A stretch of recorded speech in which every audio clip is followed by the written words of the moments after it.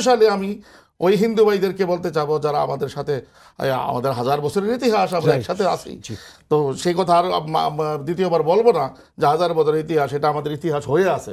আমাদের জনগণকে বলছি, মুসলিমদেরকে নয়। এদেশের জনগণ, মুসলিম, হিন্দু হোক বা খ্রিস্টান হোক, বৌদ্ধ হোক, সকল জনগণকে শান্ত থাকার আহ্বান হেফাজত জানিয়ে আসতেছে। হিন্দু ভাই যারা প্ররোচিত হচ্ছেন, সেটা পার্শ্ববর্তী দেশের হোক বা সুনির্দিষ্ট কোনো সংগঠনের দ্বারা হোক, দেশি বিদেশি যে কোনো সংগঠন বা ব্যক্তির প্ররোচনায় আপনারা প্ররোচিত হচ্ছেন, মেহরবানি করে এই ভুলটা আপনারা করবেন না। আর সাংবাদিক ভাইদেরকে দায়িত্বশীলতার পরিচয় দিতে হবে। দেশ স্থিতিশীল থাকবে ইনশাআল্লাহ। আমরা ওই অন্তর্বর্তীকালীন সরকার, আমরা এই সরকার দুর্বল সরকার, এই সমস্ত ধারাই পানি কথাবার্তা এখন সময় নয়। আমাদের দেশের ভিতরে গুটি কয়েক গত পতিত সরকারের, ফ্যাসিবাদী সরকারের রেখে যাওয়া গুটি কয়েক মানুষ ছাড়া পুরা জাতি ঐক্যবদ্ধ আছে আলহামদুলিল্লাহ। এটা হলো সবচেয়ে বেশি খুশির ব্যাপার।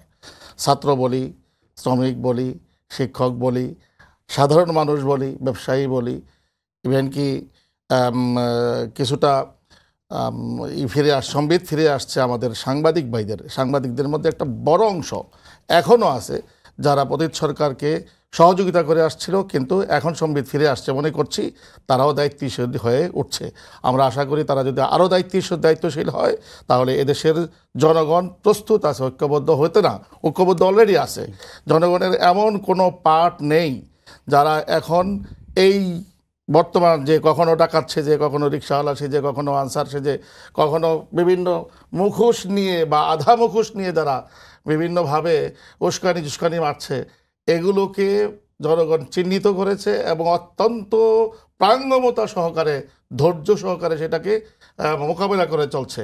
আর না হয় গতকাল যে ঘটনা তারা ঘটিয়েছে, যদি চিটাগাং অতটা উত্তপ্ত হতো, যদি বাঁধনহারা হতো, তাহলে আজকে চিত্রটা অন্য আপনাদের পক্ষ থেকে আপনারা আসলে কি বার্তা তখন দিয়েছিলেন? সেই বার্তাই নয়, আমরা চাই তাৎক্ষণিক পুরা বাংলাদেশে আলহামদুলিল্লাহ এই মুহূর্তে হেফাজতের যে এইগুলো আছে, আমাদের কথাটা বলছি, হেফাজতের উইং থেকে আমরা সকল জায়গায় এই আহ্বান পাঠিয়েছি এবং তার নমুনা আজকেও দেখতে পাচ্ছেন, কালকেও দেখবেন, আরও দিনে সামনের দিনগুলো দেখতে থাকবেন। সব জায়গাতে একই জায়গায় জনগণকে এটার তীব্র নিন্দা করা, সঠিক তদন্তের মাধ্যমে বিচারের আওতায় আনা অপরাধীদেরকে, আর আমাদের জনগণকে বলছি, মুসলিমদেরকে নয়। এদেশের জনগণ, মুসলিম, হিন্দু হোক বা খ্রিস্টান হোক, বৌদ্ধ হোক, সকল জনগণকে শান্ত থাকার আহ্বান হেফাজত জানিয়ে আসতেছে। আগামী শুক্রবার দিন আমাদের এইটাই প্রোগ্রাম। আমরা নামাজের আগে দিয়ে মিম্বারে যে আলোচনা হয়, সেই আলোচনায় ইমাম সাহেবরা, খতিব সাহেবরা একই আহ্বান সারা দেশে জানাবে, ঐক্যবদ্ধ থাকুন, শান্ত থাকুন, আইনের প্রতি শ্রদ্ধাশীল হন।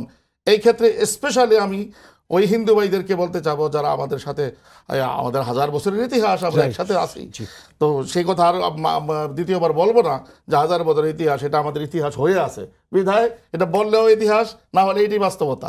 আমরা একসাথে ছিলাম, আছি, থাকবো।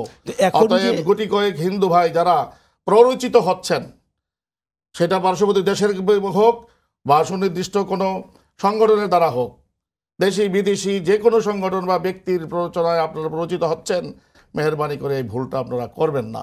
আমাদের ঐতিহ্যকে নষ্ট করবেন না, আমাদের শান্তি এবং স্থিতিশীলতাকে নষ্ট করবেন না। আপনারা আমাদের ভাই, আমাদের হয়ে থাকেন, সময় মতো আমরাই তো আপনাদের পাহারা দেই। আজকে কেন আপনারা আমাদের সাথে এই ধরনের ব্যবহার করেন, যে ব্যবহার একবার, দুইবার, তিনবার, হয়তো বা এক সময় ধৈর্যের বাঁধ ভেঙে যাবে, এই পর্যায়ে নিয়ে যাবেন না, আপনাদেরকে অনুরোধ জানাচ্ছি। এই জায়গাটাতে তাদের যে আস্থাহীনতার জায়গা, যেটা এখন কিছুটা হইলেও তো একটা ঝামেলা তৈরি হলো, এখন তাদেরকে আস্থায় নিয়ে একে অপরের সঙ্গে আবার সৌহার্দ্যপূর্ণ পরিবেশে দুইটা বিষয়কে খেয়াল রাখতে হবে। এক হলো আইন তার গতিতে দ্রুত চলতে হবে। আমরা ওই অন্তর্বর্তীকালীন সরকার, আমরা এই সরকার দুর্বল সরকার, এই সমস্ত ধারাই পানি কথাবার্তা এখন সময় নয়। স্ট্রেট ফরওয়ার্ড আপনাকে দ্রুততম সময়ের মধ্যে কি নিতে হবে, আইনি পদক্ষেপ নিতে হবে। আর সাংবাদিক ভাইদেরকে দায়িত্বশীলতার পরিচয় দিতে হবে। দেশ স্থিতিশীল থাকবে ইনশাআল্লাহ।